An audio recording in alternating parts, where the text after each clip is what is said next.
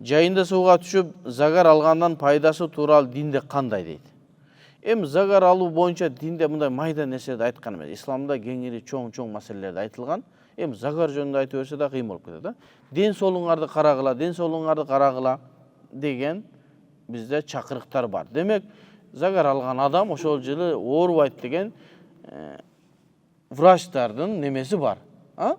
Загар алган адам азыраак ооруйт, оорубай калбайт. Азыраак ооруйт дейт. Эми ушул бизге жетиштүү болот.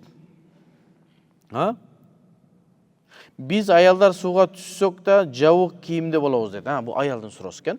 Биз аялдар сууга түшсөк да жабык кийимде болобуз дейт. Ошон үчүн атайын исламий немелер ачылды.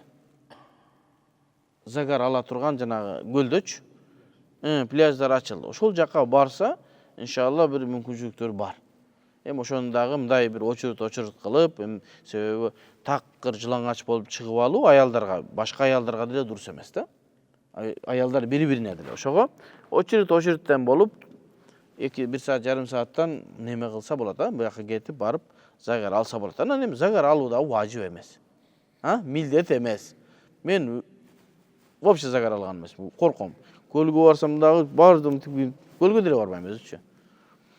Анан эми бирөө алгысы келсе, ошондой кылып тартип менен барса эмне болот? Иншалла жакшы болот.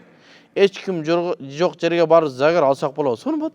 Барсам, эч ким жок жерге барып загар алса болот.